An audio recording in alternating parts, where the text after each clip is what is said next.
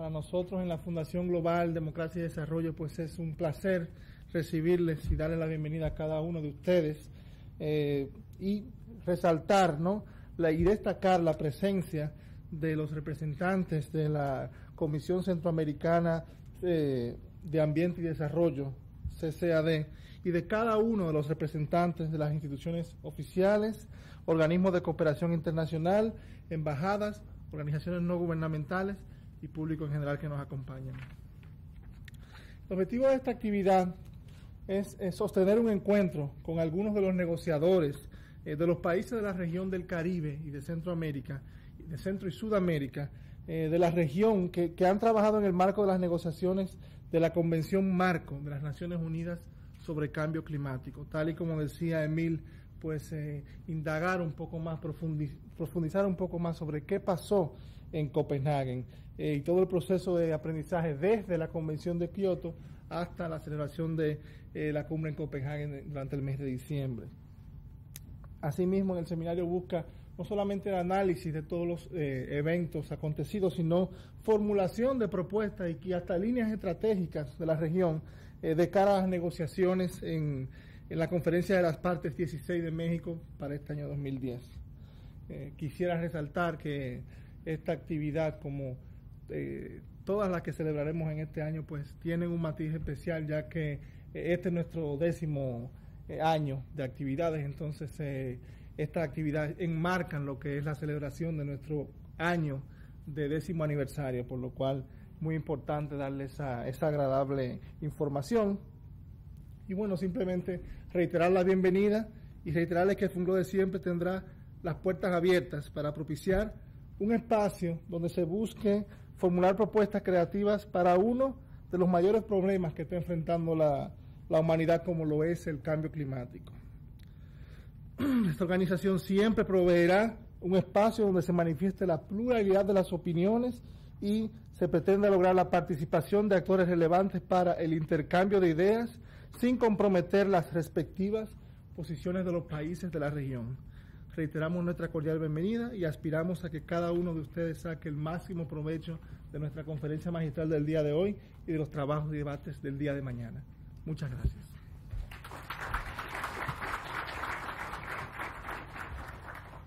Muy buenas noches, amigas y amigos de la Fundación Global. Es una preocupación permanente de la Fundación, del presidente de la República y presidente honorario de esta fundación, el doctor Leonel Fernández Reina, de que a la sociedad dominicana siempre se le debe rendir cuentas. Un grupo de técnicos dominicanos participamos como negociadores en un proceso que duró 2 años, proceso de negociación del Convenio Marco de las Naciones Unidas para el Cambio Climático. Fue una experiencia muy grata y sobre todo hoy tenemos actores de diferentes partes del hemisferio occidental. Tenemos personas, voy primero a presentar a mis 2 compañeros que van a compartir este segmento del seminario, la doctora Carolina Zambrano, de Ecuador, gracias por venir, el ingeniero Carlos Mancilla, de Guatemala, gracias por venir, Carlos, es el punto focal de la Convención Marco en Guatemala. Está también con nosotros el ingeniero y compañero embajador de Nicaragua, Jaime Hermida, que está aquí con nosotros. Él pertenece, obviamente, al cuerpo diplomático nicaragüense y va a tener también una presentación mañana. Está con nosotros el doctor Leslie Marín, de Panamá. Gracias, Leslie, por apoyarnos y por venir. También está con nosotros el ingeniero Francisco Soto, de El Salvador. También está con nosotros la doctora Ann Gordon, de Belize. Thank you for coming, and we appreciate your participation in this meeting. Ella tiene una traducción permanente de la doctora Franco. Gracias, la doctora, por este apoyo. Y quiero darle las gracias también a cada uno de ustedes que siempre dieron el apoyo en los diferentes eventos que hicimos, como fue la consulta a la sociedad civil en octubre del año pasado, donde 121 organizaciones participaron, conocieron de la posición país y sobre todo trabajaron con nosotros en la revisión de esa posición país. Luego vamos a hablar qué pasó con la posición país y qué pasó con el Acuerdo de Copenhague. Quiero destacar también la presencia de personalidades que nos han apoyado a lo largo de estos 2 años. Sobre todo en el orden gubernamental, el viceministro de Medio Ambiente y Recursos Naturales de Gestión Ambiental, el ingeniero Ernesto Reina, que está aquí con nosotros, gracias por venir. También quiero destacar la presencia del arquitecto Nelson Toca, viceministro de Planificación. Está con nosotros también la directora del Museo Nacional de Historia Natural, la doctora Celeste Mir, gracias por venir. Está también con nosotros la doctora Bernarda Castillo, directora del Instituto de Innovación en Biotecnología. Gracias, Bernarda, ¿dónde estás? Estás allá en el fondo. Gracias por venir también. Y también quiero destacar la presencia de Francisco Núñez, que es director de programas de The Nature Conservancy en la República Dominicana. Y, por último, lo he dejado exprofesamente, un gran amigo, un gran colaborador, sobre todo el embajador de Gran Bretaña e Irlanda del Norte, el señor Stephen Fisher. Gracias por venir, gracias por tener la oportunidad de compartir con nosotros en el día de hoy, ya que la Embajada de Gran Bretaña siempre ha apoyado en los programas al gobierno dominicano en materia ambiental, en este caso en el tema de cambio climático. Por último, no quiero dejar a mis colegas, como saben, somos ambientalistas, somos municipalistas. Está con nosotros la doctora representante, regidora del municipio de Boca Chica. Gracias por venir también, doctora, y a cada uno de ustedes. Por último, quiero decir en este turno que Copenhague fue un escenario muy importante para todos nosotros. Y quiero agradecer profundamente, en nombre del gobierno dominicano y en nombre de la Fundación Global Democracia y Desarrollo, a cada uno de ustedes que se trasladaron de sus países para compartir con nosotros esta experiencia. Muchas gracias.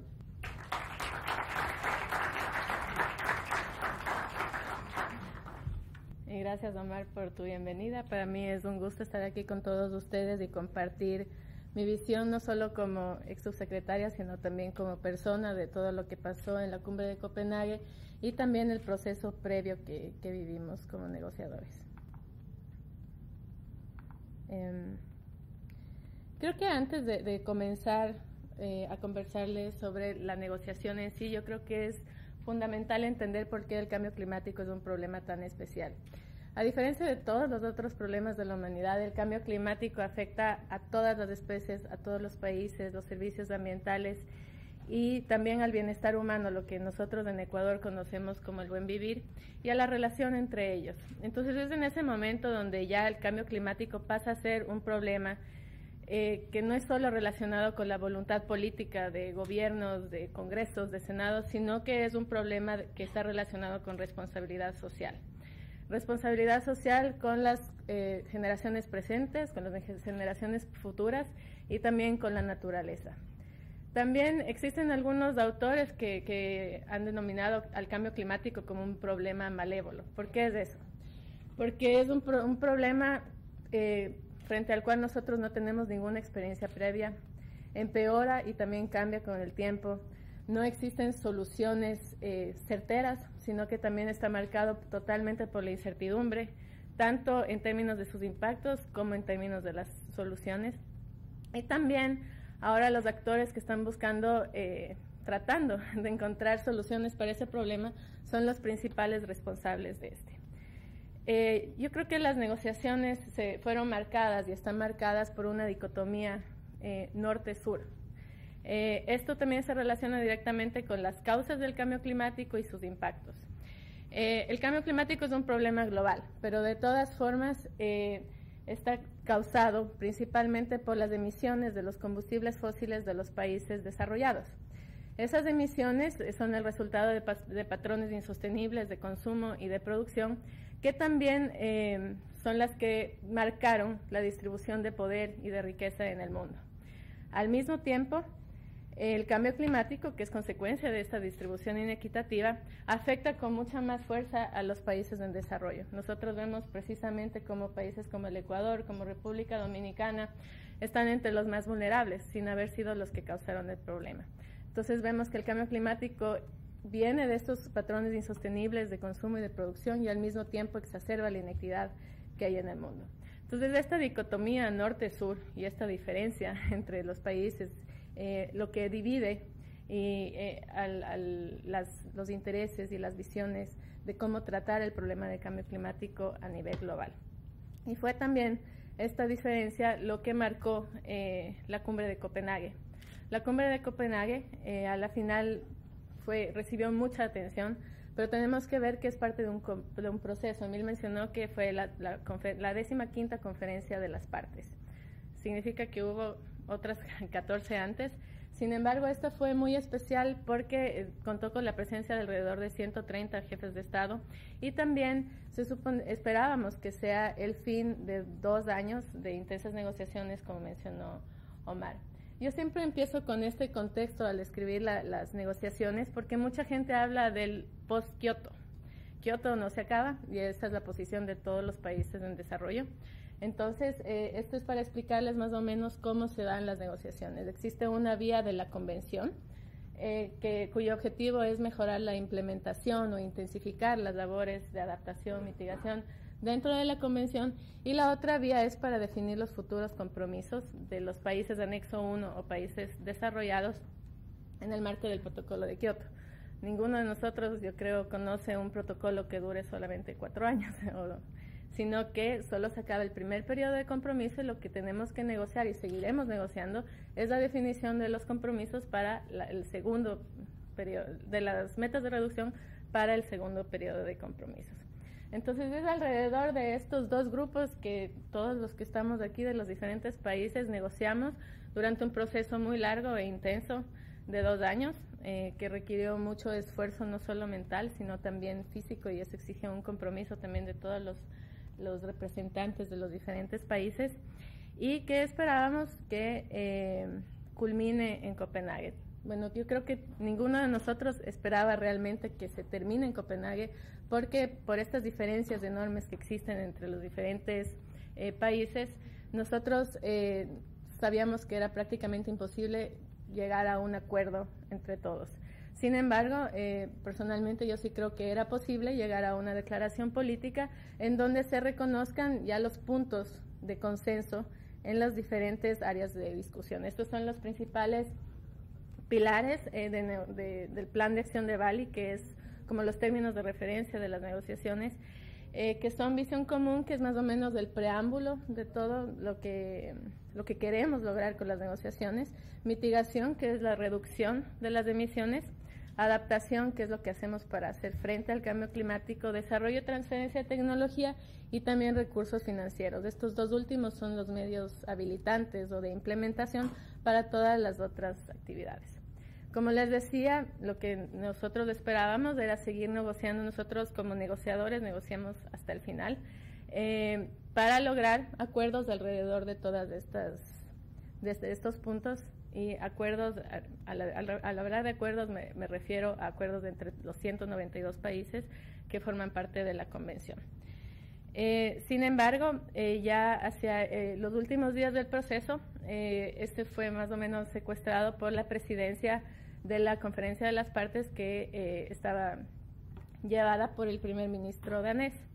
Él, como presidente, convocó a 26 países, quienes se reunieron, a los jefes de Estado de 26 países con el apoyo de presidentes como Obama, quienes se reunieron a puerta cerrada y fueron negociando poco a poco lo que ahora se conoce como Acuerdo de Copenhague. Existen algunos colegas que dicen, en inglés se llama Copenhagen Accord, entonces la traducción exacta no existe de acuerdo. Hay unas otras personas que lo llaman también como entendimiento de Copenhague, que tal vez sería un poco más exacto. De todas formas, lo que es el Acuerdo de Copenhague es una declaración política entre estos 26 países, y se supone que existían representantes de todos los bloques de negociación. Por América Latina participaron Brasil, México y Colombia. En general, algunos puntos básicos del alcance del acuerdo son que se estima como objetivo un aumento de temperatura de menos de 2 grados centígrados, y esto hace referencia a la ciencia. También algo que para muchos países, al menos países en desarrollo, era muy importante, es el levantamiento de recursos, que se suponía que eran nuevos y adicionales. En una primera instancia, en los próximos 3 años, 30.000 millones, lo que da 10.000 millones al año, y también hay el compromiso de levantar hasta 100.000 millones anuales hasta el 2020, con un énfasis, al menos como está en la redacción del Acuerdo de Copenhague, en mitigación. La otra parte es destinada con igual importancia o con igual enfoque a adaptación y a mitigación. Aparte también hay lo que se conoce como compromisos de mitigación, lo he puesto entre comillas, porque de todas formas es lo que las partes quieren hacer, no necesariamente es el resultado de un proceso de negociación con los principales implicados, que incluyen los más afectados que vimos al comienzo, que son los más vulnerables. Y también algo que es muy importante para países como Ecuador es que pone énfasis en la vulnerabilidad de ciertos países, define la adaptación y la vulnerabilidad en términos de países, entre los que no necesariamente están incluidos los países de América Latina. En el caso de República Dominicana sí está como pequeño país insular, pero aparte de los pequeños países insulares en desarrollo, están los países africanos y los países menos desarrollados. Entonces, países como el Ecuador, en términos de incluso vulnerabilidad, se quedan afuera. Esto es altamente preocupante para nosotros porque somos países altamente vulnerables. Yo creo que siempre tenemos que mantener en mente el hecho de que quizás no somos, América Latina no es el continente más pobre, ni es una pequeña isla, pero sí es el más inequitativo. Entonces, en ese sentido, nosotros tenemos comunidades en el Ecuador y en todos los otros países que de todas formas son igualmente vulnerables que algunos países africanos o países menos desarrollados. Entonces, para el Ecuador, en términos de el alcance, el contenido del Acuerdo de Copenhague, tampoco nos sentíamos muy involucrados. Pero yo sí quiero aclarar, antes de proseguir, que el resultado de la COP no fue el Acuerdo de Copenhague. El resultado de la COP15 fueron decisiones que decidieron, por un lado, extender el mandato de los grupos de trabajo, estos dos que trabajan en el protocolo de Kioto y en el marco de la Convención, lo de Acción Cooperativa a Largo Plazo, dándoles un límite de tiempo hasta la COP16 de México, y por otro lado tomar nota del Acuerdo de Copenhague. ¿Qué significa esto de tomar nota? Reconoce la existencia del acuerdo fuera de la Convención, no da ningún criterio de que sea bueno o malo, etcétera. Solo reconoce que está ahí y que fue una declaración política hecha por otros países. ¿Cuál fue la posición de Ecuador frente a eso? En la última plenaria, que fue donde se presentó el Acuerdo de Copenhague a las 3 de la mañana y que se iba a cerrar sin ni siquiera abrir el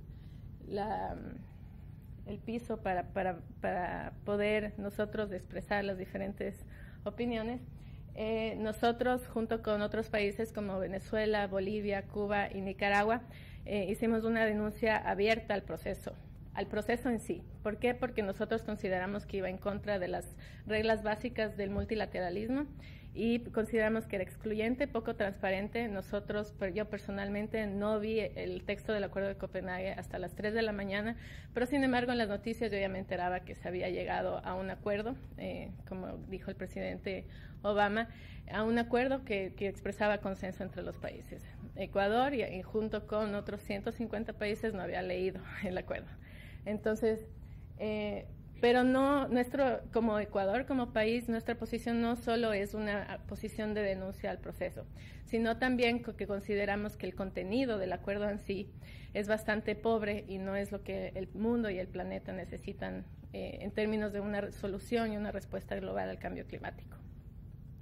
De todas formas, ahorita lo que se está haciendo es analizar esta posibilidad de asociarse o no al Acuerdo de Copenhague, que es lo más probable es que sea que no, al más alto nivel. Eso significa que es a nivel de presidencia y al nivel de Cancillería. Y lo que sí es una posición muy clara para el Ecuador es que va a continuar con las negociaciones multilaterales, luchando desde ese marco, que es el marco de las Naciones Unidas, en donde todos los países están representados y son iguales, tienen la misma voz y voto, y luchar porque ahí también salga el resultado de un proceso legítimo y que también que sea, esperemos, lo suficientemente ambicioso. Nosotros respetamos todas las posiciones de asociación o no asociación al acuerdo, reconocemos que existe y que sí puede ser un avance político para algunos países, pero consideramos que la respuesta está dentro de la convención. Pero también es importante analizar el acuerdo de Copenhague en sí. Tiene algunos problemas. Tenemos que recordar que el acuerdo fue redactado de una forma de que se esperaba que sea adoptado en la conferencia de las partes, es decir, que sea parte de la convención y que sea adoptado por la COP. Sin embargo, y no se cambió ese tipo de redacción. Muchas veces, me parece que son alrededor de 5, se mencionan enlaces con la conferencia de las partes. Sin embargo, no es una decisión de la COP y tampoco es un acuerdo plurilateral por su lado con una arquitectura y normativa propias. Por lo tanto, existen partes que pueden ser operacionalizadas pronto, inmediatamente, como se supone que debe pasar, y otras partes que no. Algunas secciones dependen de la participación de la COP para la operacionalización y eso está principalmente relacionado con el financiamiento.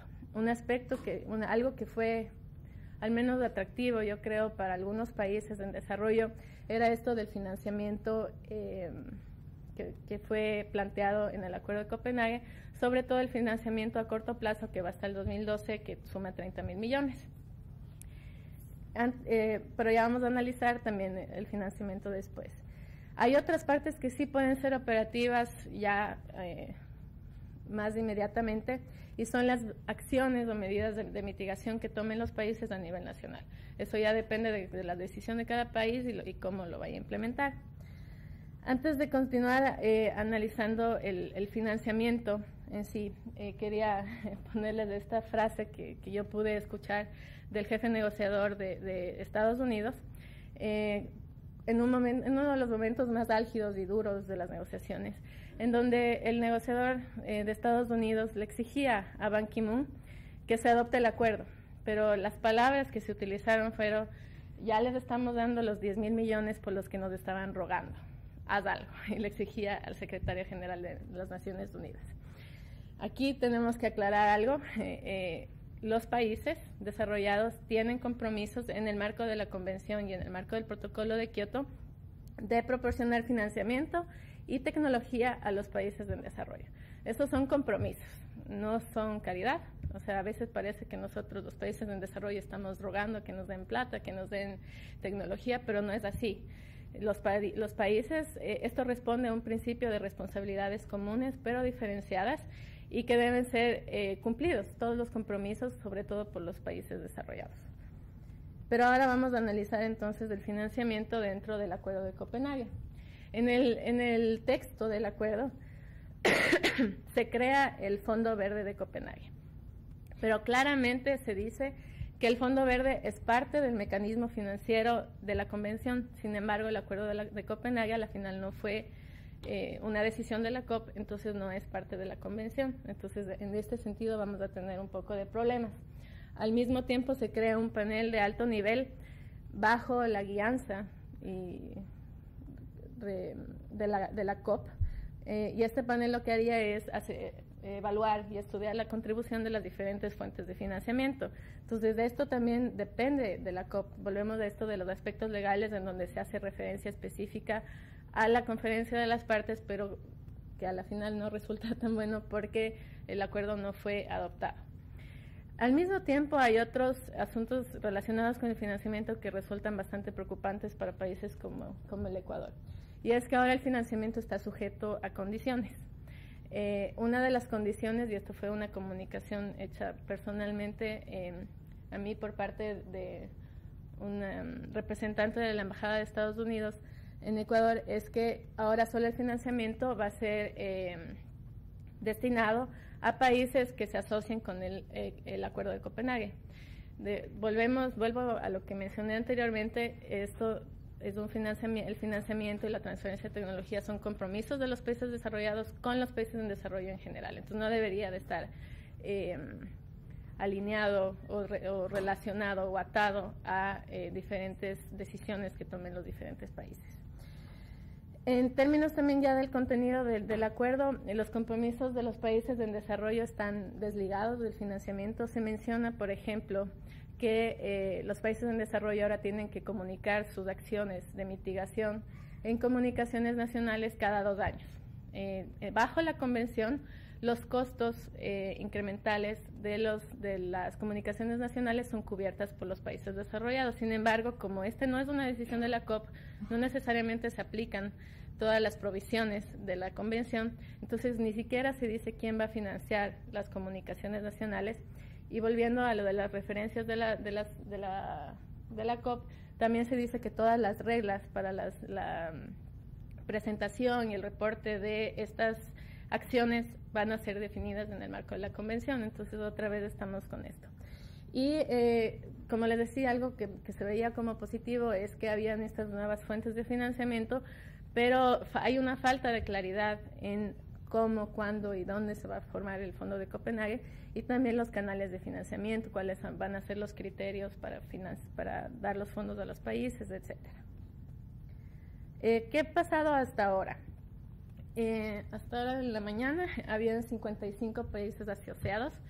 Esto incluye países desarrollados y también países en desarrollo, incluso países pequeños como Mali, Madagascar, también otros países como Panamá, Costa Rica de la región se han asociado. Y no hay una fecha límite para asociarse, entonces yo me imagino que también puede ser que otros países también vayan adhiriéndose al acuerdo. El acuerdo al final tenía un apéndice en donde tenía que ser llenado con los compromisos de mitigación de países en desarrollo y de países desarrollados. Esta parte, al menos por parte de los países desarrollados, ya fue enviada todos los datos a la Secretaría de la Convención, y en general lo que se ve es que es justamente lo que estaban como ofreciendo en el marco de la Convención, incluso condicionado, a otros asuntos. Por ejemplo, Japón dice 25%, pero dice siempre que haya un acuerdo internacional justo. ¿Quién define eso? No sabemos.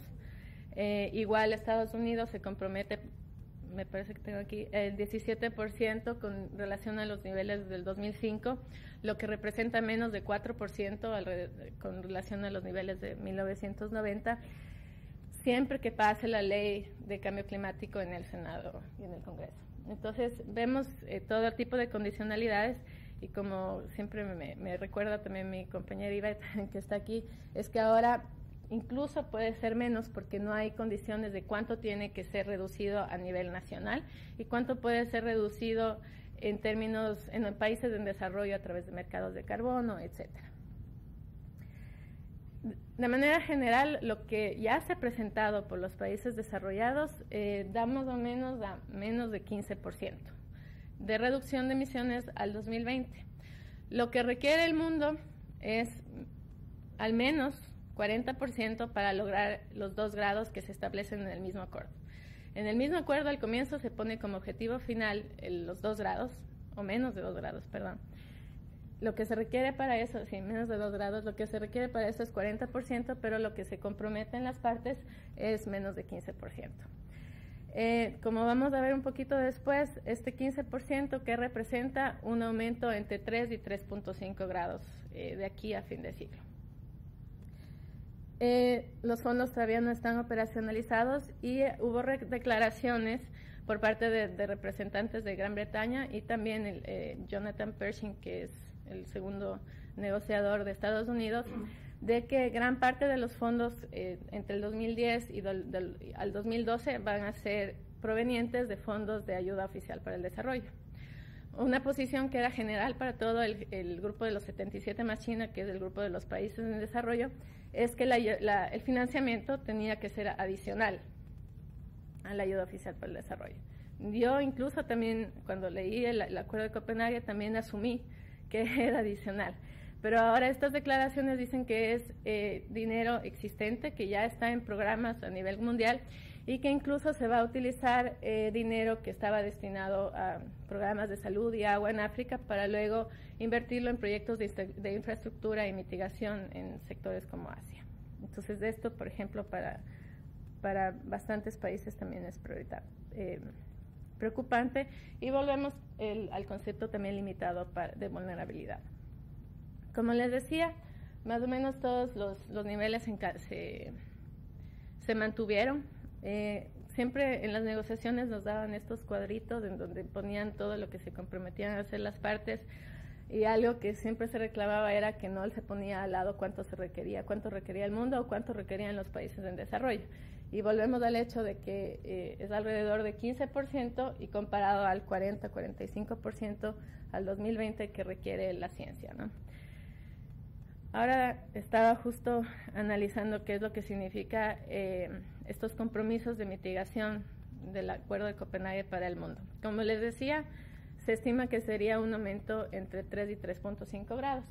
Este es una corrida de un escenario del IPCC que yo tomé. El IPCC es del Panel Intergubernamental de Cambio Climático y tiene diferentes escenarios de acuerdo a la gobernabilidad del planeta, etc.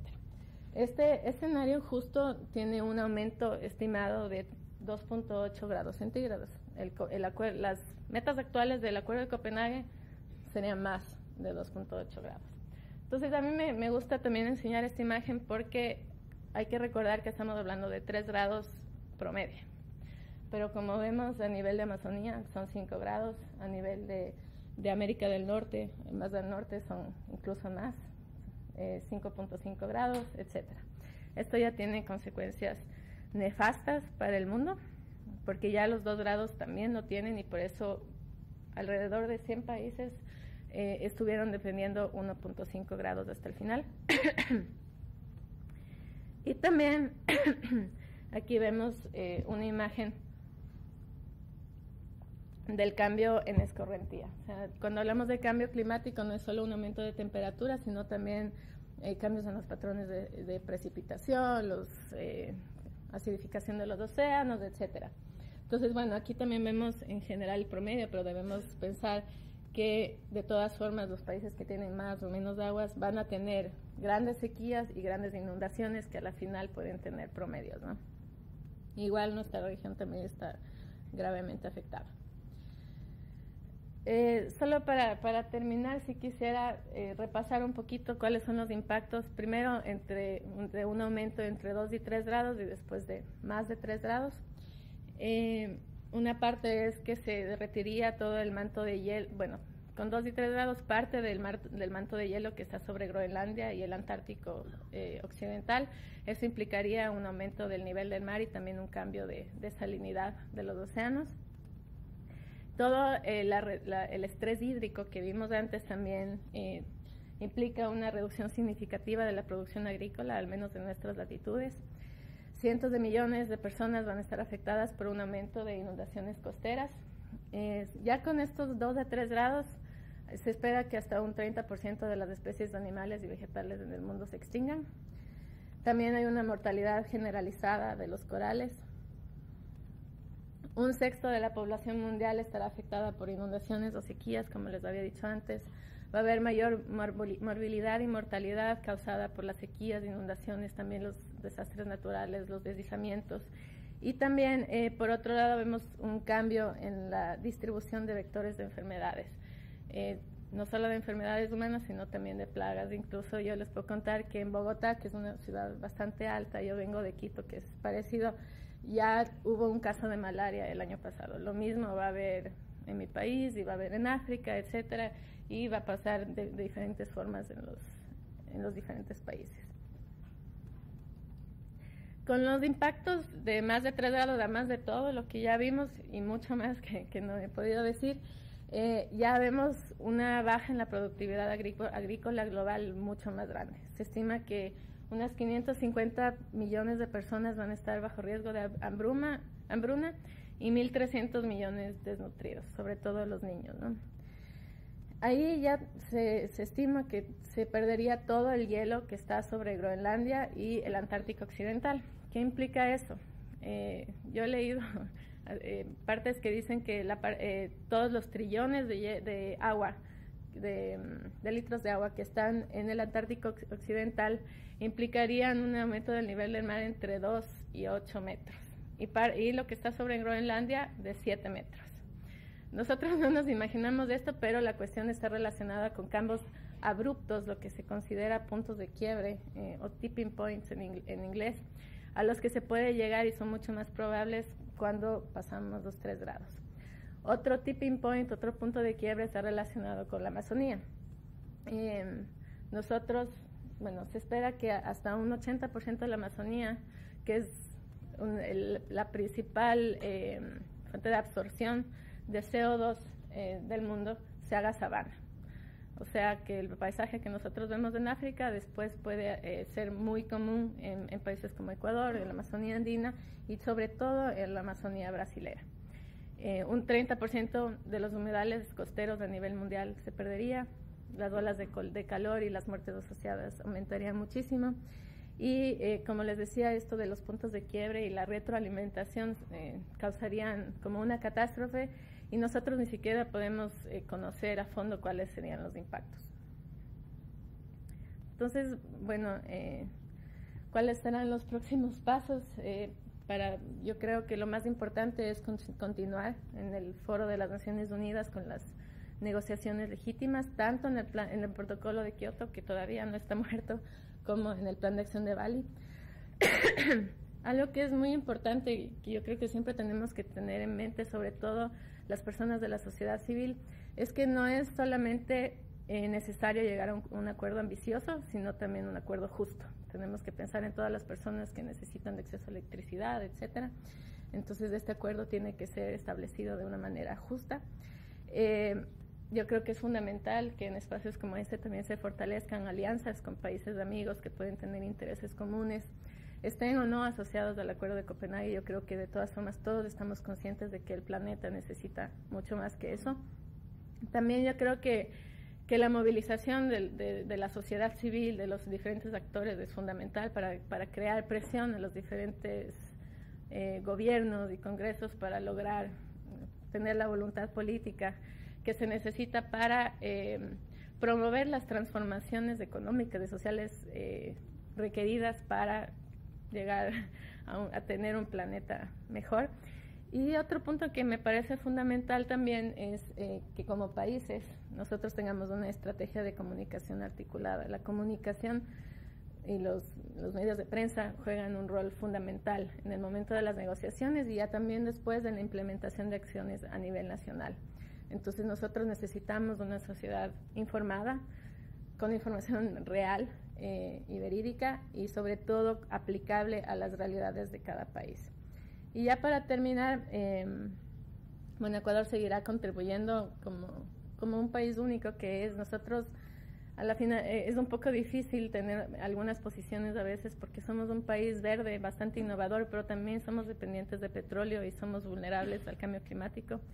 Y nosotros, pero como decía, somos innovadores porque somos, por ejemplo, el único país en el mundo en cuya constitución se han reconocido a la naturaleza como sujeto de derechos. Ese es un punto. Tenemos una iniciativa que se llama Yasuní ITT que propone dejar el petróleo bajo tierra porque está en un área de alta biodiversidad y también donde viven pueblos en aislamiento voluntario. Y como siempre, nuestra posición, yo creo, seguirá basada en un enfoque de derechos humanos y derechos de la naturaleza, y también en la necesidad de un cambio en patrones de consumo y producción. Me gusta terminar con esto siempre porque ahora estamos muy enfocados en cambio climático, pero aparte estamos siguiendo otras miles de negociaciones, como el Protocolo de Montreal, de certificación, todo lo relacionado con comercio, los tratados de libre comercio, propiedad intelectual. Y cuando nosotros vemos esto, sí, lo que me parece fundamental es la necesidad, reconocer la necesidad de encontrar soluciones integrales, ¿no? Ahora el ser humano está concentrándose solo en disminuir emisiones, pero esta disminución de emisiones puede tener incluso efectos nefastos en el ambiente, en las economías de países. Entonces nosotros tenemos que tratar de abrir nuestras mentes y también de tomar decisiones, como decía antes, que sean justas y que también permitan tener un planeta mejor. Bueno, gracias.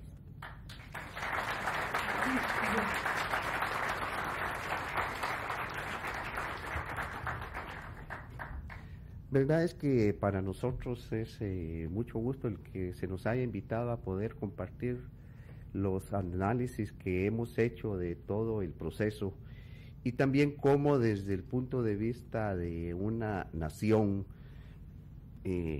mega diversa, plurinacional, como es Guatemala, vemos el problema del cambio climático. Fíjense que solo para comentarles, en Guatemala, a pesar que es un país de 108,000 kilómetros cuadrados, hay 25 etnias diferentes hablando cada uno su propio idioma en particular. Los números que ustedes pueden ver en la pizarra muestra precisamente dónde están ubicados estos grupos étnicos. Y también la diversidad biológica. Decía 108,000 kilómetros cuadrados, pero tenemos 67 ecosistemas, 14 zonas de vida perfectamente bien identificadas en un país tan pequeño. Bueno, y también, fíjense que Guatemala, al igual que muchos de los países del istmo centroamericano, vivimos sobre placas tectónicas, específicamente 3. Tenemos una cadena volcánica de 26 volcanes, de los cuales 6 activos, y entonces estamos sujetos no solo a los fenómenos hidrometeorológicos que son exacerbados por el calentamiento global y por el cambio climático, sino también al movimiento de las placas y al movimiento de los terremotos. Bueno, y también parte de lo que es una ventaja comparativa también se convierte en un problema, porque estamos precisamente en el paso de los huracanes y las tormentas tropicales. Compartimos con muchos de los países del Caribe estas vulnerabilidades. Y al final de cuentas, este es un collage en donde se muestran los resultados combinados, por un lado, del huracán Mitch del 98, de la tormenta tropical que tuvimos en el 2005. Y no solo, y esto se muestra no solo para evidenciar los impactos de este calentamiento global y del cambio climático que tenemos, sino que también del mal uso del territorio que estamos haciendo. Ustedes pueden ver, si me permiten, tengo un micrófono.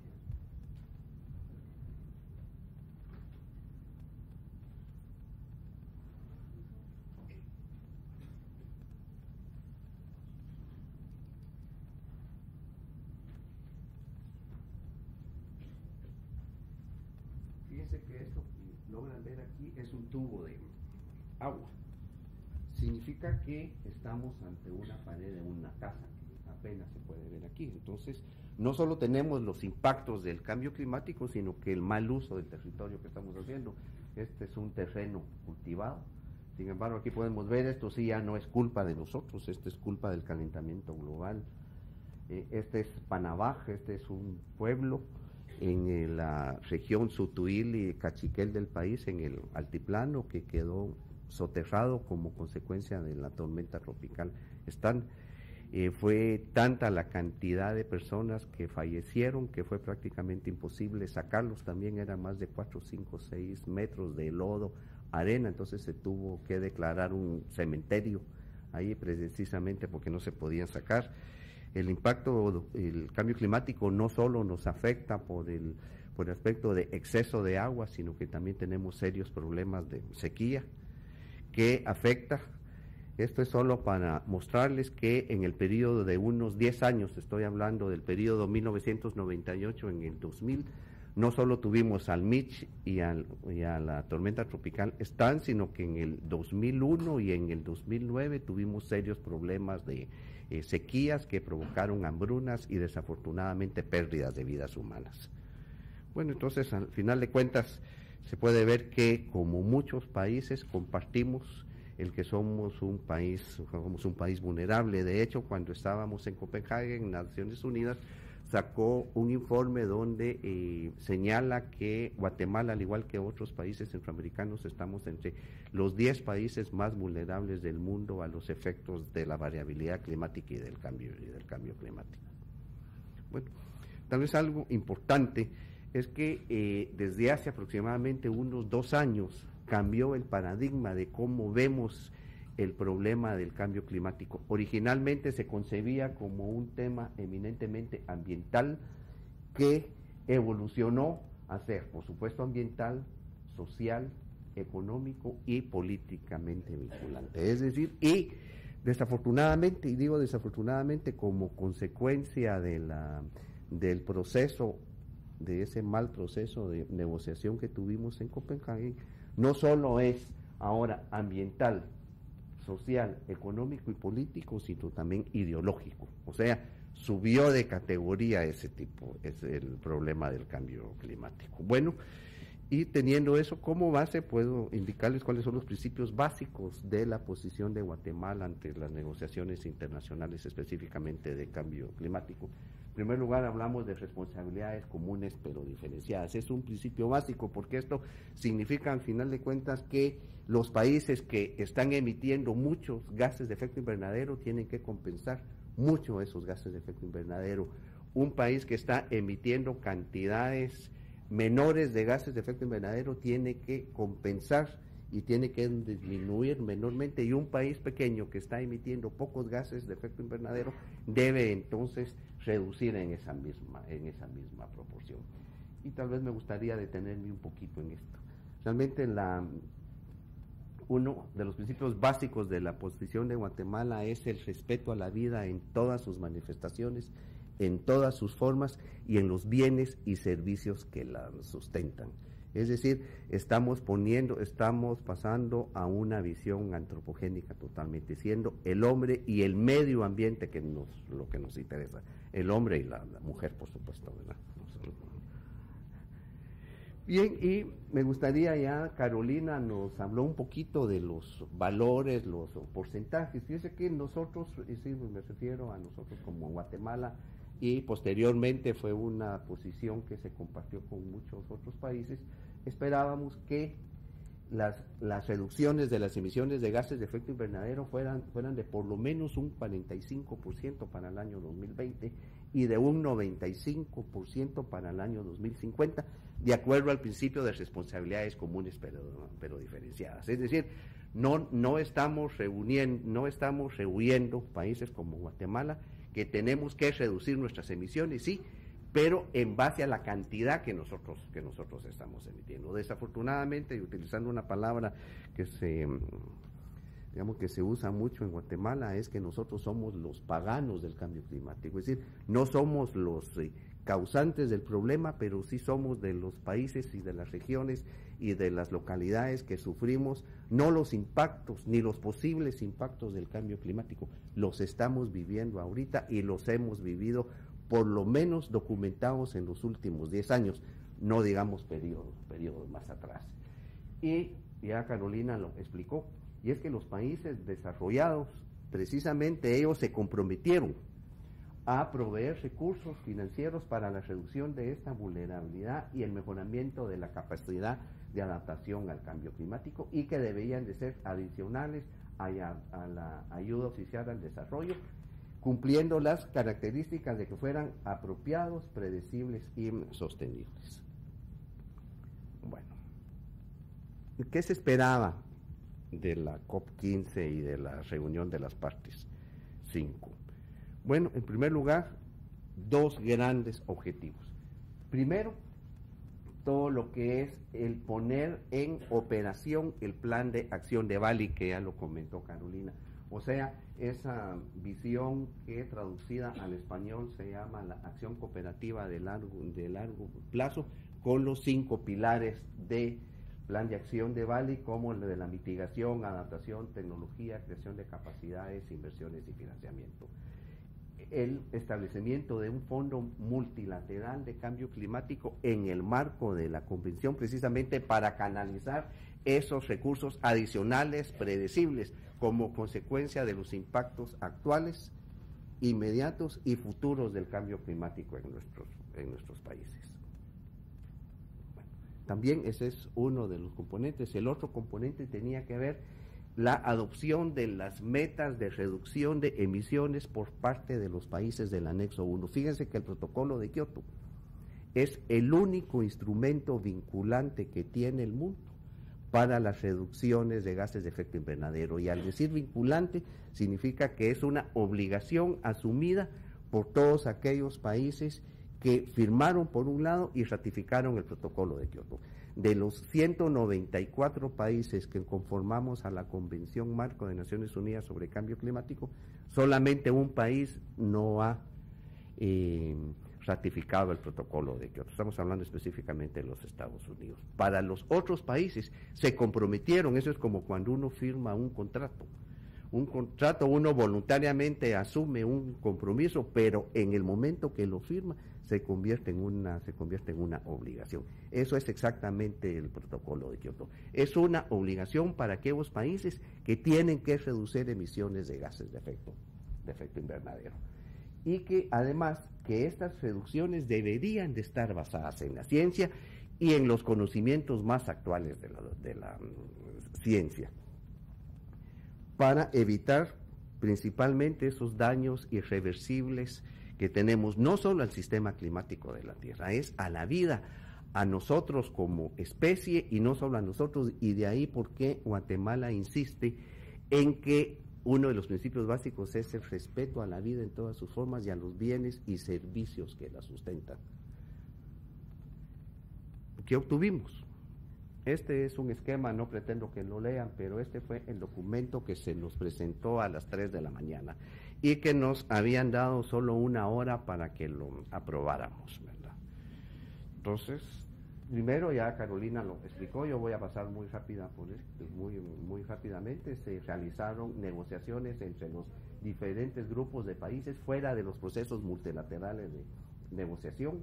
Después de varias discusiones no se logró llegar a algún acuerdo, y la decisión de la COP, y eso es muy importante, hago un pequeño paréntesis, desafortunadamente la propuesta del acuerdo tiene la figura como que si fuera un texto de la convención, pero en realidad no. Entonces la decisión al final de esta maratónica sesión, estuvimos presentes desde las 8 de la mañana de un viernes y salimos algunos a la 1 y otros a las 3 de la tarde del día siguiente, ahí mismo, sentados, aguantando todas las negociaciones. Fue tomar nota y aquí aprovecho de decirlo, del mal llamado Acuerdo de Copenhague. Ese es el título que quedó, pero en realidad podría ser cualquier otra cosa menos un acuerdo, y lo único positivo fue que se prorrogó el mandato de los diferentes grupos de trabajo, tanto del protocolo de Kioto como de la acción cooperativa de largo plazo, para seguir discutiendo sobre este nuevo acuerdo que teníamos. Bueno, entonces aquí tenemos un análisis del acuerdo de Copenhague. Tal vez solo me voy a ir deteniendo en alguno de los textos.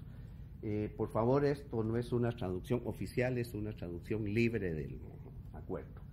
Entonces se habla del acuerdo en su párrafo 1 en que la temperatura, de acuerdo con la evidencia científica, pero la evidencia científica decía de que por lo menos las reducciones deberían ser de un 40%, para que la temperatura no pase de 1.5 grados centígrados.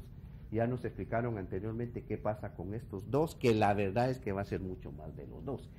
Y habla en un contexto de equidad. Guatemala, al igual que un montón de países, no acepta este contexto de equidad, porque significa que todos los países somos iguales respecto al cambio climático, y no. Hay países que han emitido muchos gases de efecto invernadero, no solo ahorita, sino que por más de 200 años. Entonces tienen una mayor responsabilidad, y de ahí por qué insistimos en que el principio de responsabilidades comunes pero diferenciadas se debe mantener a toda costa dentro del proceso de negociación del cambio climático. si vemos el segundo párrafo, este sí es positivo porque habla que se deben de cortar significativamente las emisiones de gases de efecto invernadero de acuerdo al cuarto informe de evaluación del IPCC. Pero también reconoce que este pico se debería de alcanzar, se debería de acortar lo antes posible, y se nos da un plazo para los países que contribuimos muy poco. Solo para darles un valor, Guatemala para las emisiones mundiales comparadas del año 2000 emitió el 0.00008% de las emisiones totales. Y sin embargo se nos habla que se nos va a dar un plazo un poquito más largo para reducir el pico de nuestras emisiones. Bueno, el párrafo 3 habla que hay un reconocimiento sobre los efectos adversos del cambio climático y que se debe de buscar todas aquellas medidas que busquen una reducción de vulnerabilidad y construcción de resiliencia en los países en desarrollo, especialmente en los países más vulnerables. Es aquí el único lugar donde países como los países centroamericanos, como República Dominicana, el Ecuador puede entrar, especialmente en los más vulnerables, los menos desarrollados, los estados, islas y África.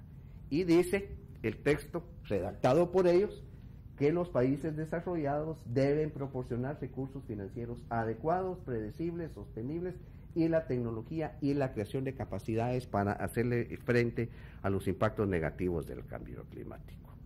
Bueno, aquí sí no me atreví a reducir eso, pero sí me gustaría llamar la atención que el párrafo 4 es el único párrafo que habla de los nuevos compromisos de reducción de los países anexo 1, o sea, estamos hablando de los países industrializados. Fíjense el tamaño del párrafo, prácticamente solo son 2 párrafitos.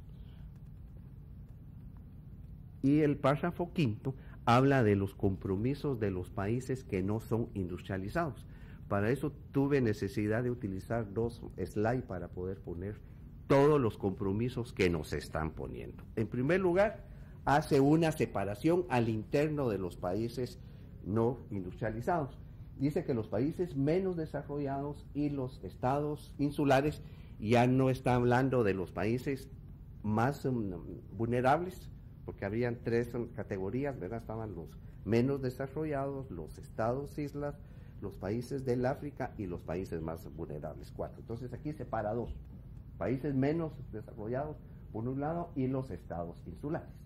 Bueno, después dice que aquellas acciones de mitigación, o sea, aquellas acciones de reducción de emisiones de gases de efecto invernadero, incluyendo los datos que tenemos que consignar en los inventarios nacionales de emisiones, serán comunicados cada 2 años.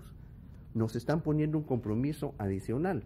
Resulta que los países como Guatemala y todos los países no anexo 1, tenemos que hacer inventarios de gases de efecto invernadero, sí y solo sí, contamos con los fondos que se nos proporcione para hacer esos inventarios nacionales. Si no, no tenemos la plata para poder invertir en ese tipo de estudios. Y además, no solo los tenemos que hacer cada 2 años, sino que además todas esas acciones de mitigación van a estar sujetas a medidas domésticas de reporte y verificación, cuyos resultados serán comunicados a la Convención cada 2 años y sujetos a una revisión internacional, cosa que no existe específicamente para los países anexo 1. Sin embargo, para los que emitimos menos gases de efecto invernadero, sí lo tenemos que hacer. Además, todas las NAMAs, que significa todas las acciones nacionales apropiadas de reducción de emisiones de gases de efecto invernadero, que solicitemos apoyo financiero para llevarlas a cabo, van a ser anotadas en un registro internacional y que estas acciones también van a ser sujetas a medición, monitoreo y verificación internacional de acuerdo a los lineamientos de la COP.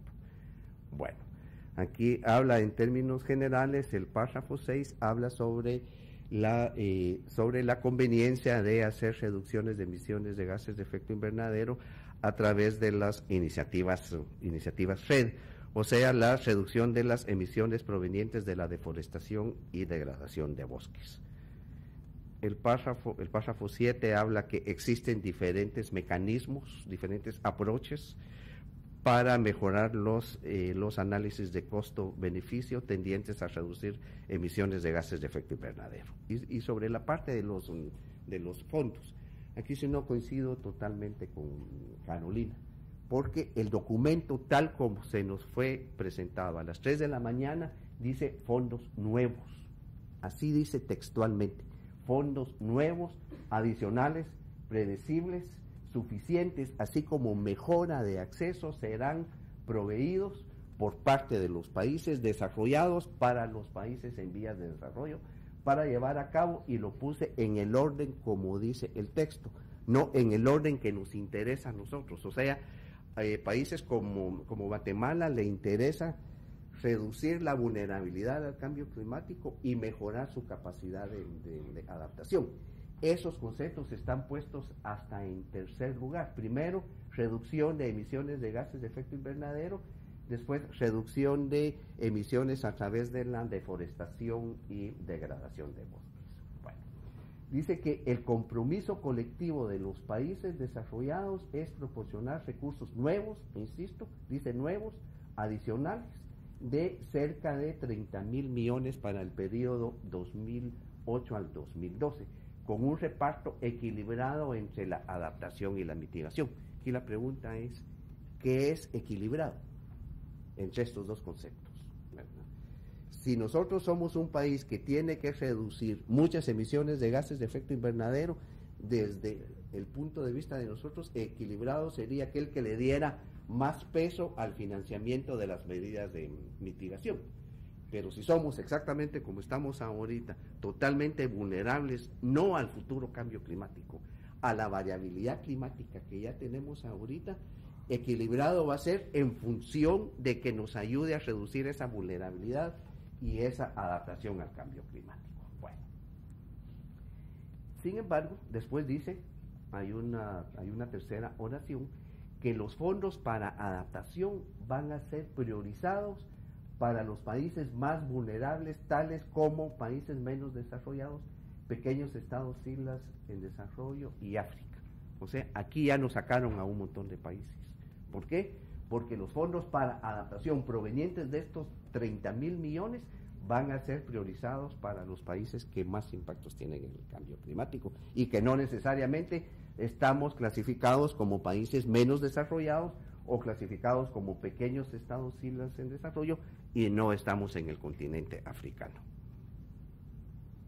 Después, el siguiente párrafo, o mejor dicho, la siguiente oración, habla que en el contexto de mitigación, y así dice específicamente, los países desarrollados se comprometen a la movilización. No es que nos van a dar nuevos recursos, se están comprometiendo específicamente a movilizar recursos financieros en forma conjunta de los 100,000 millones de dólares para atender las necesidades de los países de desarrollo. ¿En qué? En mitigación, o sea, en reducción de emisiones de gases de efecto invernadero.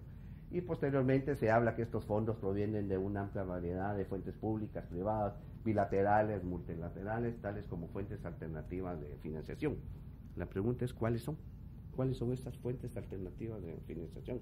¿De dónde va a salir la plata? Por un lado, ¿en dónde está el compromiso de los principales causantes del problema del cambio climático que diga, bueno, nosotros nos comprometemos a X cantidad de plata? No aparece. Solo dice que se comprometen en forma conjunta para obtener estos fondos. Bueno, y algo que ya explicó Carolina muy bien es que habla que esta parte significativa de la financiación va a fluir a través del Fondo Verde del Clima de Copenhague.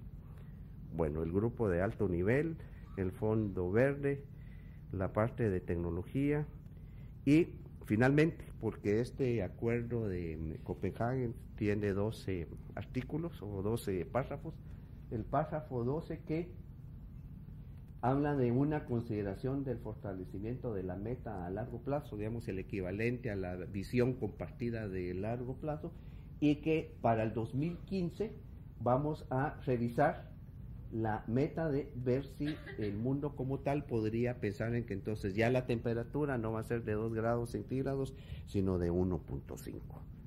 Bueno, esos son los resultados desde el punto de vista, o esa es nuestra interpretación del acuerdo de Copenhague. ¿Qué vemos nosotros en Guatemala como el camino a la COP16? Bueno, en primer lugar, coincidimos en que se debe de reforzar el proceso multilateral de las Naciones Unidas, es decir, el tema de cambio climático debe de resolverse en el marco de la Convención Marco de Naciones Unidas sobre Cambio Climático. Segundo, debemos de buscar alianzas estratégicas entre otros países y entre grupos de países para poder hacer un frente común para tratar que al final de cuentas tengamos un acuerdo vinculante. Y un acuerdo vinculante es en donde estén claramente establecidas cuáles son los nuevos compromisos de reducción de emisiones de gases de efecto invernadero, principalmente por todos aquellos países que más emisiones han echado a la atmósfera, no en los últimos años, sino que, como dije anteriormente, por más de 250 años. Algo que es importante es que debemos de exigir un respeto a la dignidad de los países, ¿sí? Y eso únicamente se puede lograr en el proceso multilateral de las Naciones Unidas. Un país, un voto, no importa el tamaño de ese país, un país, un voto. Y ahí sí estaríamos buscando o estaríamos obteniendo esta dignidad de los países. Y finalmente, creemos que debemos de propiciar desde ya diálogos y negociaciones previos a la COP16, si no queremos si no queremos ver los resultados funestos de las negociaciones, es decir, que no tengamos una negociación al final de cuentas y que la temperatura promedio de la Tierra suba más de los 2.8 grados centígrados. Se me olvidó mencionarles que cuando yo hablo de los impactos del cambio climático en mi país, estamos hablando que la temperatura promedio ha subido cerca de 0.6 grados centígrados, digamos 0.7 grados centígrados. No llega ni siquiera a 1 grado centígrado, y miren los impactos que hemos tenido en los últimos 10 años. ¿Qué va a pasar si la temperatura de la Tierra sube los 3 grados centígrados que nos estaba comentando Carolina? Y les agradezco mucho su atención. Muchas gracias.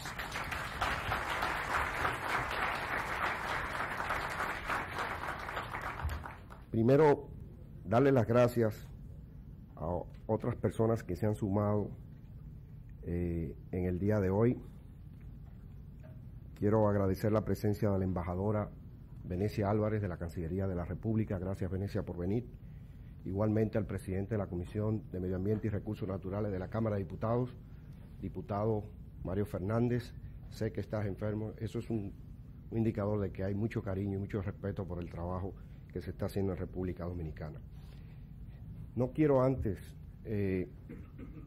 decirle que esta presentación no es el trabajo unipersonal, es un equipo de trabajo que me siento muy orgulloso de compartir esfuerzos, y sobre todo tengo conmigo a Moisés Álvarez, Víctor García, Hervégito Peña, Nelly Cuello, Carol Franco y otros compañeros, y perdónenme, pero ese es el equipo básico del Consejo Nacional para el Cambio Climático. Nosotros hemos hecho nuestro análisis, hemos hecho un esfuerzo de trabajar en conjunto con las autoridades, con las instituciones dominicanas. Como todos saben, nosotros no hemos pronunciado oficialmente como gobierno ninguna intención de adhesión al acuerdo de Copenhague, porque precisamente cuando estábamos aprestos a analizar estas informaciones y reunirnos con la Cancillería de la República, quien es el canal para comunicaciones hacia el exterior con relación a la Convención Marco de las Naciones Unidas para el Cambio Climático, pues vino la situación del 12 de enero al hermano pueblo de Haití. Quiero sentir como dominicano la gran solidaridad que este pueblo ha hecho con el hermano pueblo haitiano. Ellos estaban invitados, pero lamentablemente y felizmente, por un lado, todos los compañeros que trabajan con nosotros, los compañeros haitianos que trabajan en el marco de la convención, sobrevivieron. Están vivos, pero nos mandan a decir que obviamente no pueden estar con nosotros hoy por la situación que todos conocemos. reconocemos el esfuerzo que ellos han hecho y agradecemos a Dios que estén en vida. Bien, gracias por venir una vez más. Nosotros tenemos le prometo que va a ser breve. Ya tanto Carolina como Carlos han dado una excelente presentación. A nosotros nos toca fundamentalmente 3 aspectos. Hablar un poquito más de los antecedentes, porque hemos discutido entre nosotros que como nos estamos dirigiendo a la sociedad dominicana, pues que no están trabajando en el día a día en la Convención Marco de Naciones Unidas sobre el Cambio Climático, necesitamos también hacer de esta actividad una actividad didáctica, de educación, de transmisión del conocimiento y sobre todo de las experiencias que cada uno de nosotros ha vivido en el marco de esta convención. Luego hablaré obviamente de la cumbre de Copenhague y sobre todo las expectativas que tenemos con relación a lo que es la COP16 de México. Copenhague no fue un final, es un hito. Y como muy bien dijo al principio Carolina, hemos nosotros participado en 15 otras COP. O sea que ya prácticamente desde 1994 para acá hay 15 años porque se hace anualmente cada conferencia de las partes. Copenhague tiene un principio muy atrás. Desde 1972 con la llamada cumbre del medio humano que se dio precisamente, se hablaba ya de la importancia del clima y cómo condiciona el clima a los seres vivos. Y ahí empieza, diríamos, un concepto que fue evolucionando. Luego, en 1979, hubo una conferencia mundial del clima. Los expertos meteorólogos del planeta, y aquí hay uno, el doctor Coco Quesada, que está por ahí, aquí lo veo, precisamente, pues, de seguro participó en esa conferencia del clima en 1979. Luego se creó el Programa de las Naciones Unidas para el Medio Ambiente y la Organización Meteorológica Mundial crearon el famoso panel de expertos sobre cambio climático en 1988. Luego, eso dio pie a que este equipo trabajara rápidamente en 2 años y tuviera una propuesta que se fue presentada a los jefes de Estado en la llamada Cumbre de la Tierra o Cumbre de Río.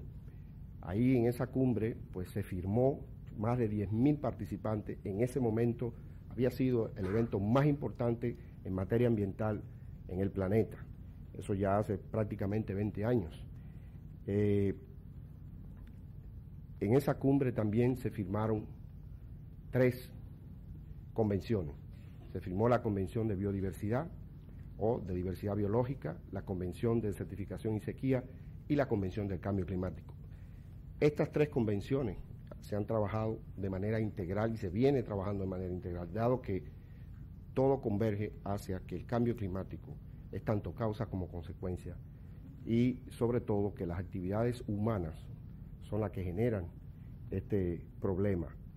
Luego en el año 1994 hubo la adopción de la Convención Marco de las Naciones Unidas, por eso si usted suma 15, del 94 para acá le da hasta el 2009, entonces esas son año por año las diferentes COP. Ya se habló prácticamente de cómo ha venido trabajándose, hay COPs que son emblemáticas, la COP 3 cuando se adoptó precisamente el protocolo de Kioto, luego otros de los acuerdos de Marrakech, o el plan de acción de Bali, que lo vamos a ver más adelante. En el 98, y esto ya para la República Dominicana, nosotros ratificamos la convención en el año 98, el primer periodo del presidente Fernández, luego la ratificación del protocolo de Kioto por parte de la República Dominicana en el 2002 y la realización de la primera comunicación nacional de cambio climático, un ejercicio que el Ministerio de Ambiente actual, antigua Secretaría de Estado de Medio Ambiente, ha venido realizando y que ya presentó precisamente en el marco de la cumbre de Copenhague, presentó la segunda comunicación nacional al secretariado de la convención. En el 2005 entró en vigor el protocolo de Kioto y luego, en el 2007, la realización del 4º informe del IPCC, que ya había tenido como presente 3 informes y que todavía hubo expertos que puso en entredicho lo que afirmaban los diferentes documentos, los informes del IPCC, que es el Panel Intergubernamental de Cambio Climático.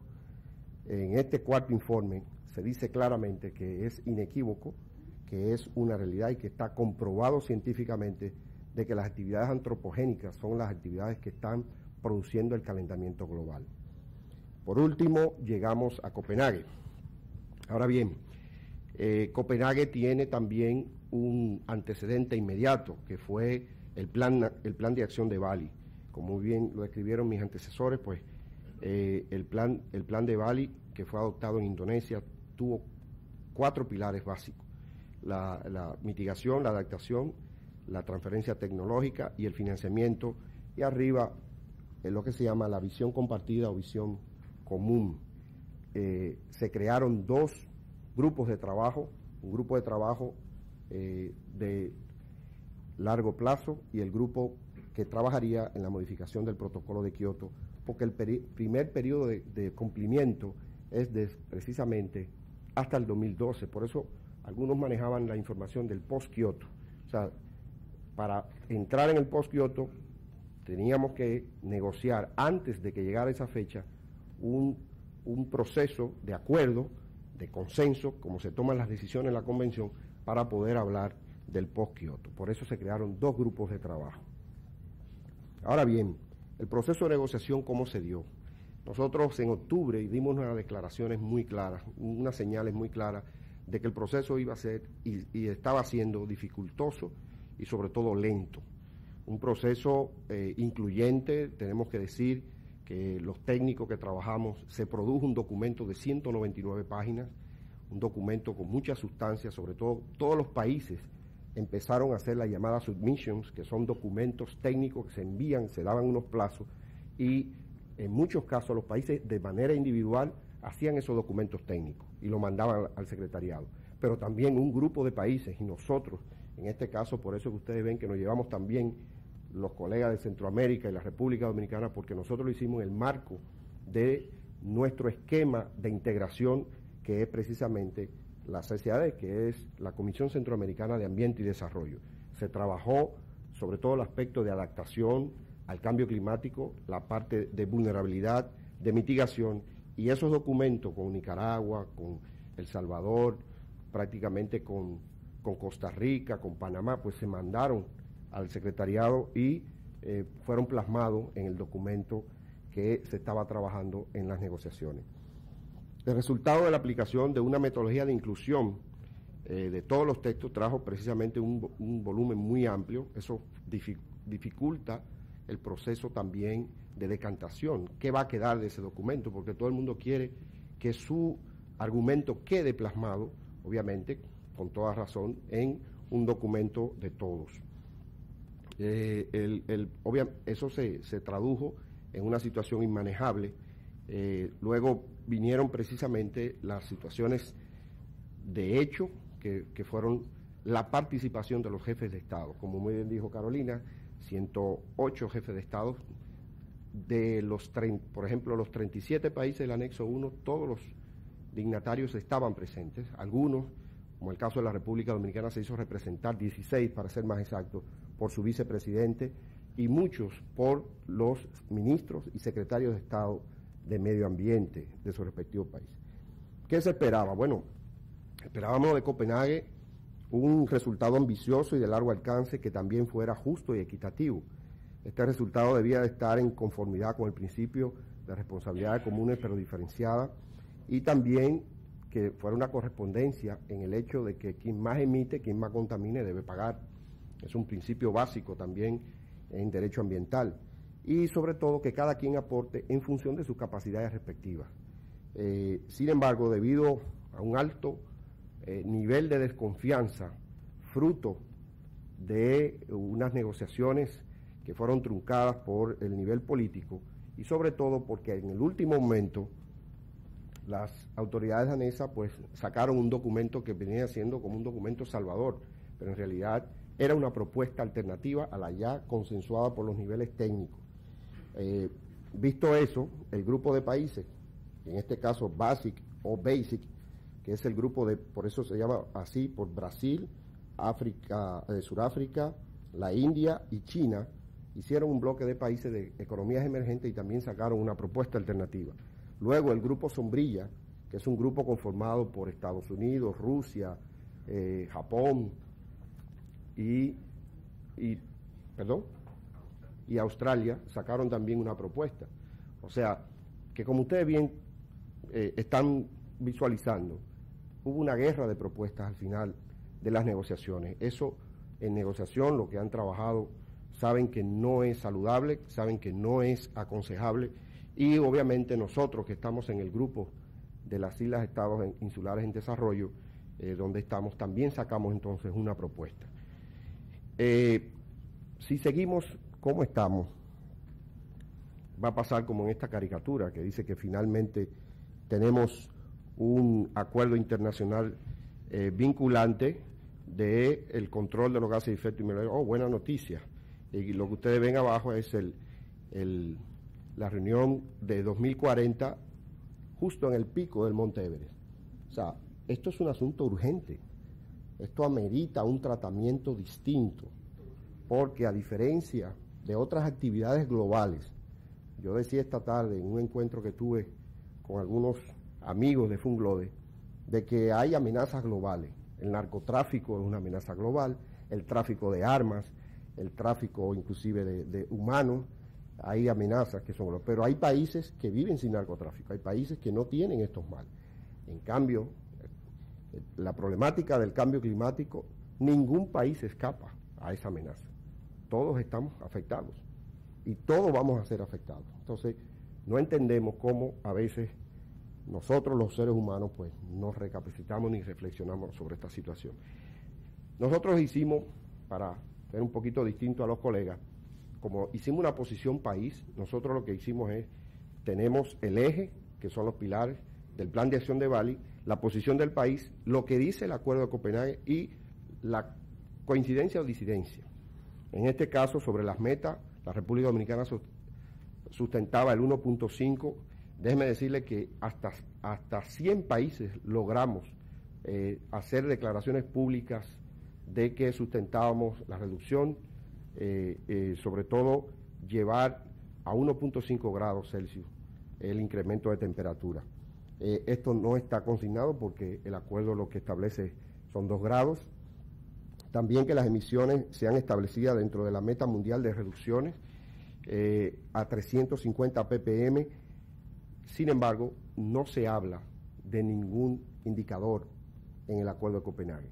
Es bueno señalar que hoy día el planeta Tierra tiene alrededor de 430 ppm y está incrementándose 2 ppm por año. Si seguimos en esa tendencia, pues las temperaturas que en el mapa mostraba Carolina la podemos adquirir de aquí a pocos años, el 2050, si seguimos en ese tren. La visión común pues prácticamente no coincide con la nuestra. Son acciones de liderazgo que se considera la responsabilidad histórica. Sin embargo, nosotros aspiramos a un tratado vinculante, que significa es precisamente que los países tengan obligaciones de cumplir.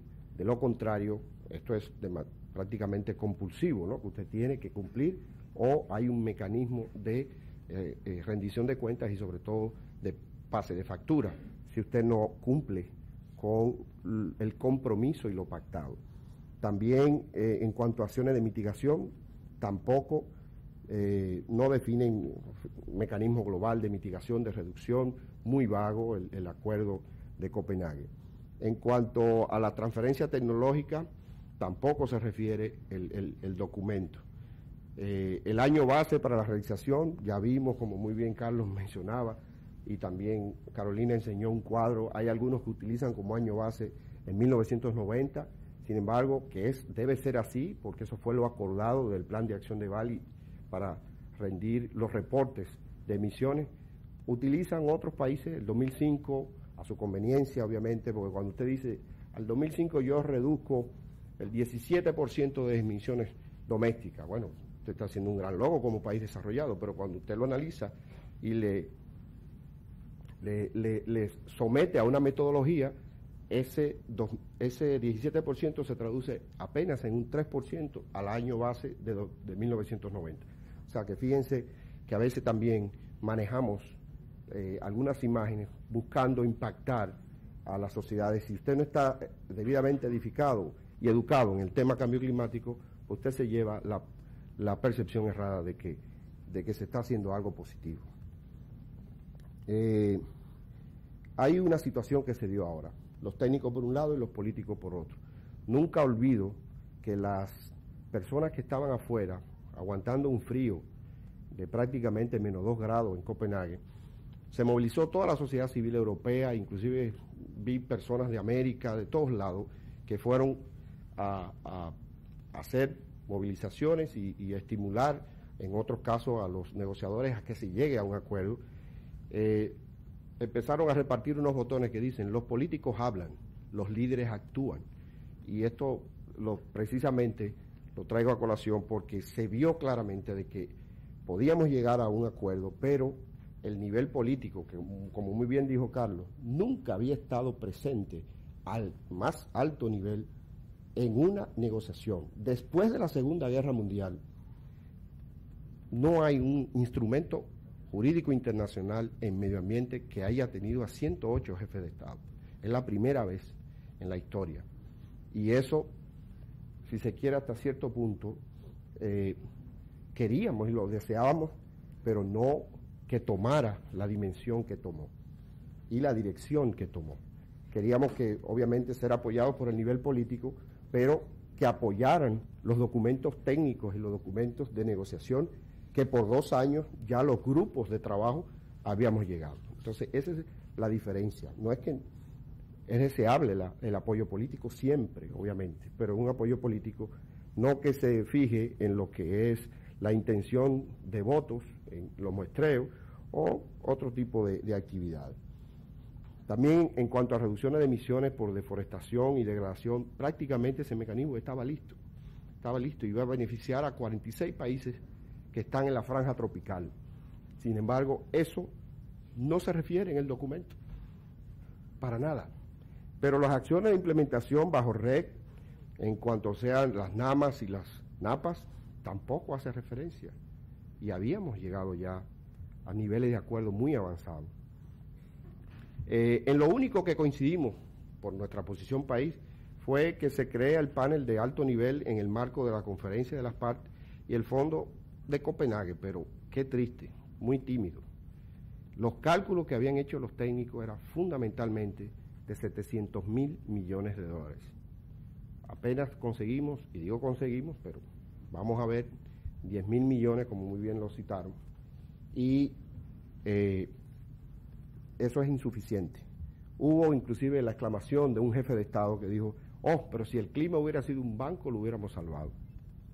Es precisamente las cosas que lo hacen a usted reflexionar como ser humano. ¿Cómo es posible que el presidente inclusive lo ha dicho muy claro en los organismos internacionales, en las Naciones Unidas lo acompañamos cuando el presidente Fernández dijo bien claro que los causantes de la crisis financiera eran personas, primero que no eran los gobiernos, eran entes privados y que hicieron colapsar el sistema financiero y que inmediatamente recursos adicionales, predecibles y sobre todo para salvar el sistema financiero. ¿Por qué no hubo la misma diligencia para salvar el planeta, para salvar el clima?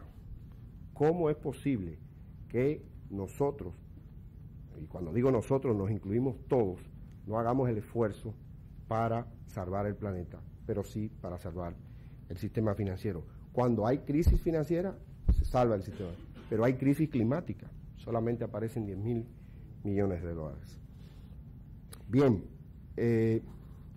aquí precisamente pongo las cifras en cuanto a la necesidad de nuevas inversiones y flujo de inversión para hacer frente al cambio climático, de acuerdo a nuestra posición país, y como les dije, la valoración, de acuerdo a nuestro equipo, es totalmente insuficiente.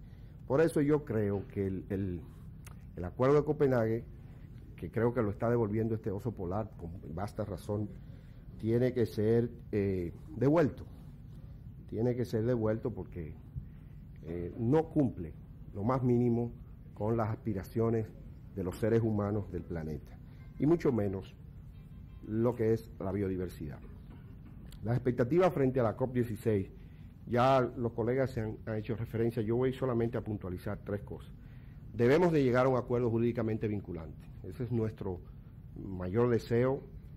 Creo que no es el deseo solamente de un país, de un grupo de países, es el deseo de la humanidad, que el compromiso de estabilizar, oigan bien, de estabilizar las emisiones sea un compromiso de los países desarrollados en base al principio de responsabilidades comunes pero diferenciadas, y también asuman sus compromisos de reducción de emisiones sean medibles, reportables y verificables.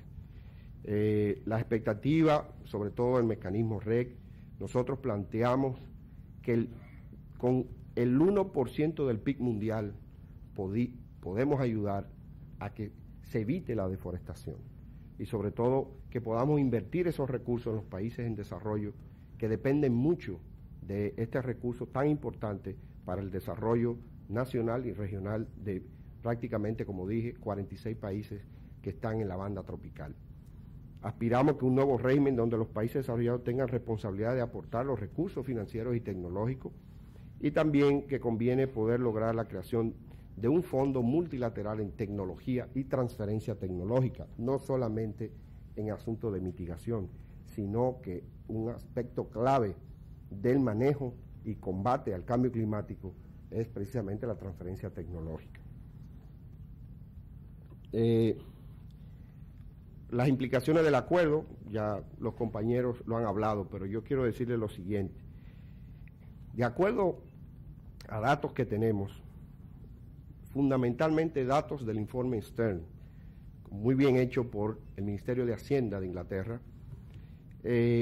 si la temperatura aumentaría 3.5 grados, cerca de 170 millones de personas afectadas por inundaciones costeras se sumarían, pero además 550 millones de personas bajo riesgo de pasar hambre se sumarían a las 1.000 millones de personas que ya padecen de este riesgo. Pero además el 50% de las especies estuvieran en riesgo de extinción. Ya hay víctimas del cambio climático en nuestra fauna y en nuestra flora. Costa Rica precisamente reportó un anfibio que ya no está dentro de su fauna, fruto, entre otras cosas. Esto no lo decimos nosotros, esto lo dice precisamente el informe Stern, La verdad del cambio climático 2007. Y por último, quiero agradecer la presencia de ustedes y vamos a pasar ahora a una pregunta y respuesta que sé que ustedes están esperando esa parte. Muchas gracias.